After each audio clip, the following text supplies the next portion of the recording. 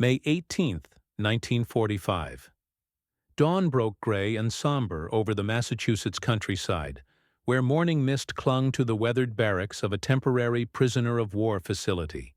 The air carried the scent of pine and damp earth, punctuated by the distant sound of truck engines and the measured footsteps of American guards.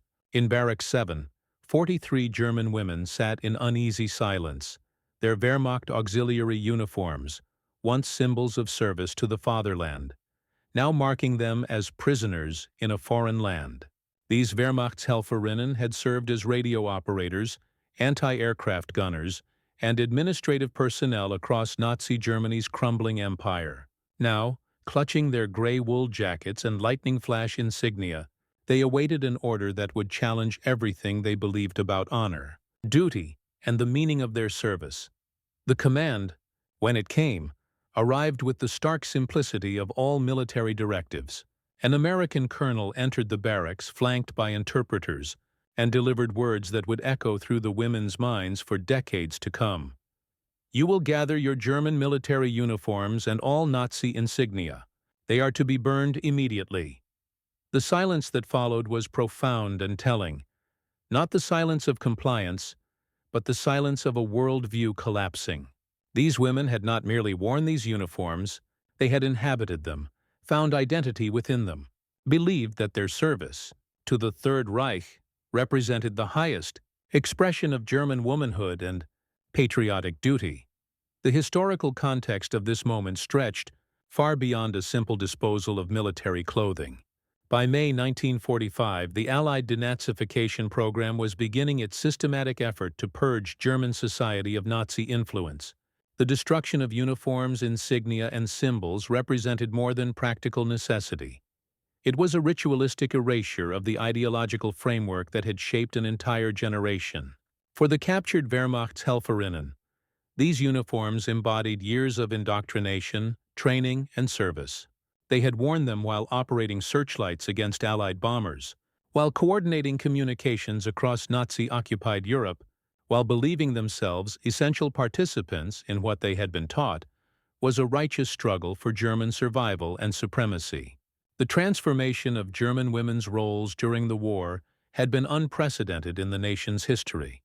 By 1944, over 500,000 women served in Wehrmacht auxiliary positions, with 160,000 specifically assigned as Flakwaffenhelferinnen operating anti-aircraft guns. These Wehrmachtshelferinnen had expected their service to be remembered with honor, their uniforms preserved as symbols of dedication to the fatherland. They had been told they were pioneering a new form of feminine contribution to national defense, combining traditional German values of duty and sacrifice with modern military necessity. The reality they now faced, being ordered to destroy these very symbols of service, represented a fundamental contradiction of everything they had been taught to value. The American approach to handling German female prisoners reflected broader Allied policies toward denazification.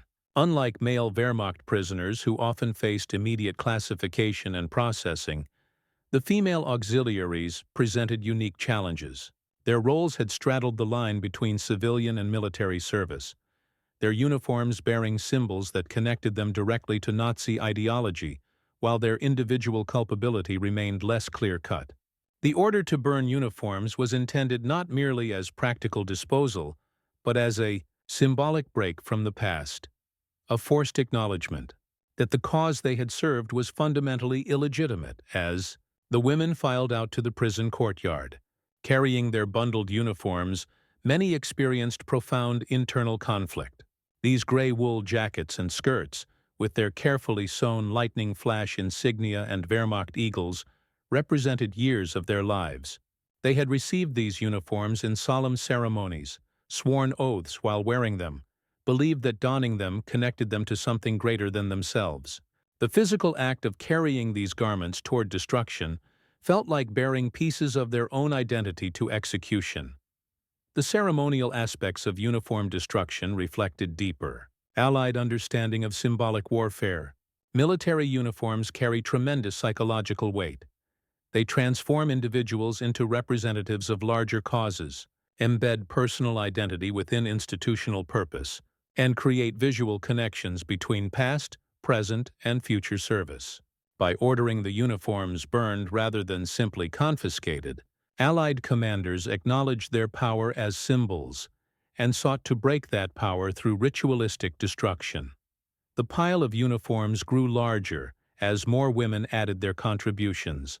Gray wool mixed with black leather belts, silver eagles with lightning flash communication insignia, ceremonial daggers with practical field equipment. Each item represented not just institutional affiliation, but personal memory. The day they first put on the uniform, the pride they felt in earning their insignia, the sense of purpose that accompanied their service assignments. The material reality of these accumulated garments created a visual representation of collective service, now declared illegitimate.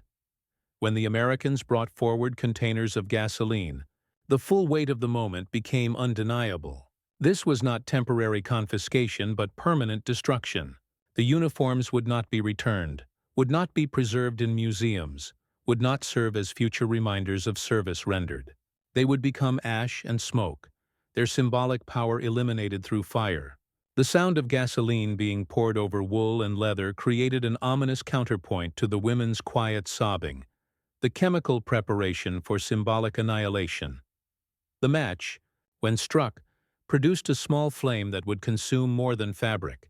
As fire spread through the pile, consuming eagles and lightning bolts, wool and leather, insignia and decorations, the watching women witnessed the literal incineration of their past identities.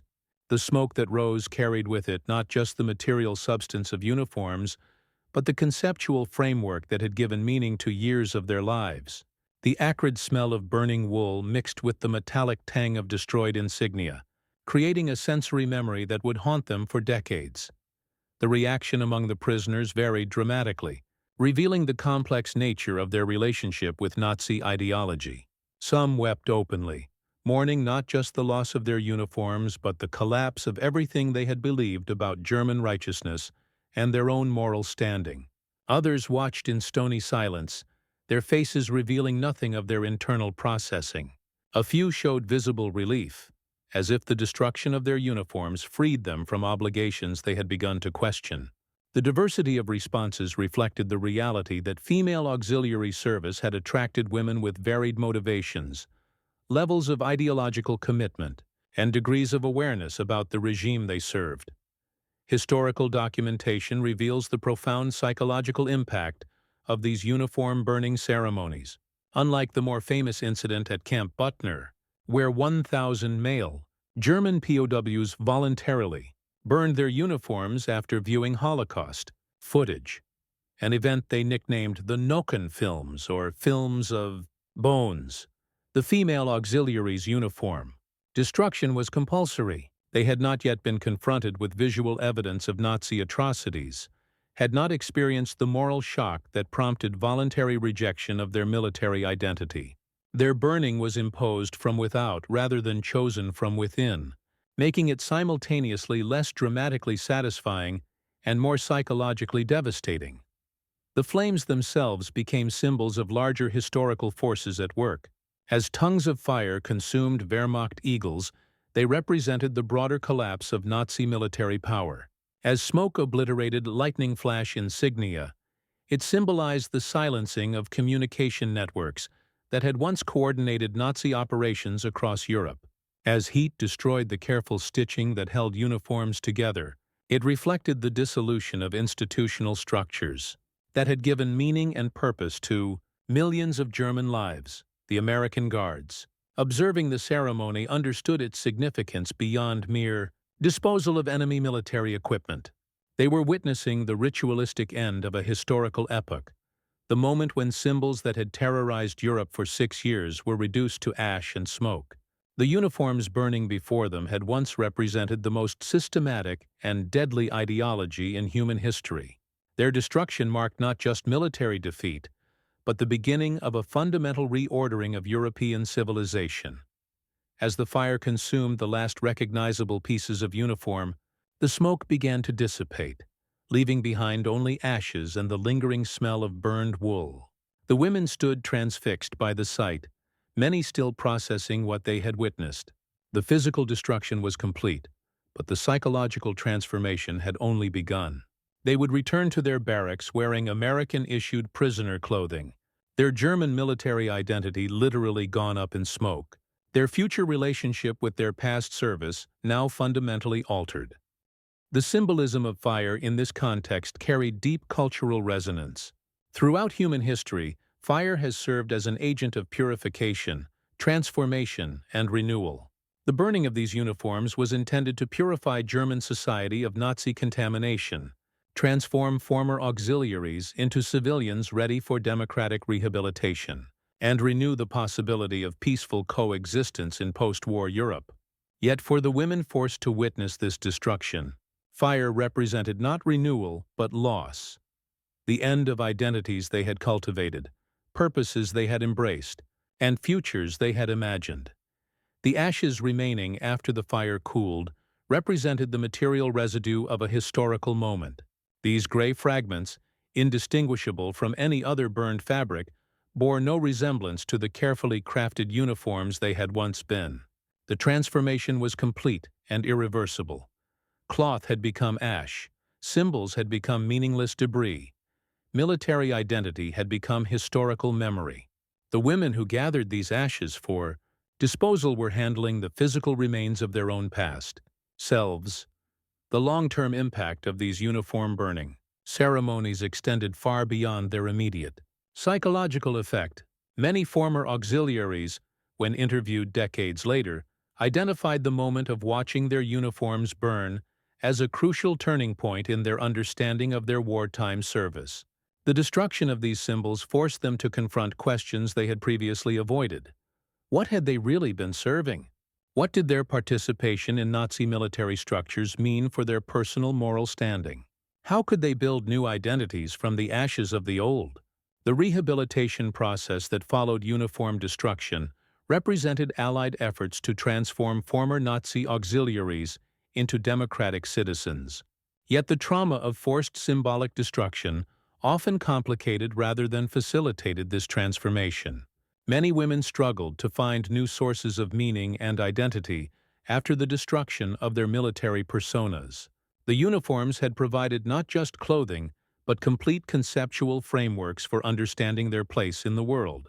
Without these frameworks, many experienced profound disorientation and identity confusion that persisted long after their physical release from prisoner of war status. The smoke from burning uniforms became a recurring motif in post-war testimonies and memoirs. Former auxiliaries described dreams of burning cloth, nightmares of dissolving insignia, and persistent memories of the acrid smell that accompanied the destruction of their military identity. The sensory memories of that day, the sound of gasoline being poured, the sight of flames consuming familiar symbols, the smell of burning wool, remained vivid decades later, testament to the profound psychological impact of witnessing the ritualistic destruction of one's past self. As the last wisps of smoke faded into the Massachusetts sky, they carried with them more than the material substance of destroyed uniforms. They bore the hopes and fears, beliefs and doubts, pride and shame of women whose world had been fundamentally altered by war and was now being transformed again by peace. The fire that consumed their uniforms was also consuming the ideological framework that had shaped their understanding of duty, honor, and national service. In its place would come new frameworks, new identities, and new relationships with the traumatic history they had helped create. The burning uniforms of German female auxiliaries thus represented both an ending and a beginning. They marked the conclusion of Nazi Germany's systematic militarization of women and the commencement of a long, painful process of moral reckoning. The flames that destroyed eagles and lightning bolts also illuminated the possibility of redemption, the hope that those who had served evil causes might yet contribute to better ones. The ashes left behind would eventually be scattered by wind and rain, but the memory of that burning would endure as a reminder of both the fragility of the symbols we serve and the possibility of moral transformation even in the wake of profound complicity. In the quiet aftermath, as American guards swept away the last remnants of burned uniforms, the true work of denazification began. It would prove far more complex than burning cloth and melting metal. The real transformation would require confronting not just the symbols of Nazi ideology, but the beliefs, fears, and hopes that had made those symbols meaningful. The uniforms were gone, but the women who had worn them remained, carrying within themselves the full complexity of human beings who had served a monstrous cause and now faced the long, difficult journey toward understanding what that service had meant and what their lives might mean without it.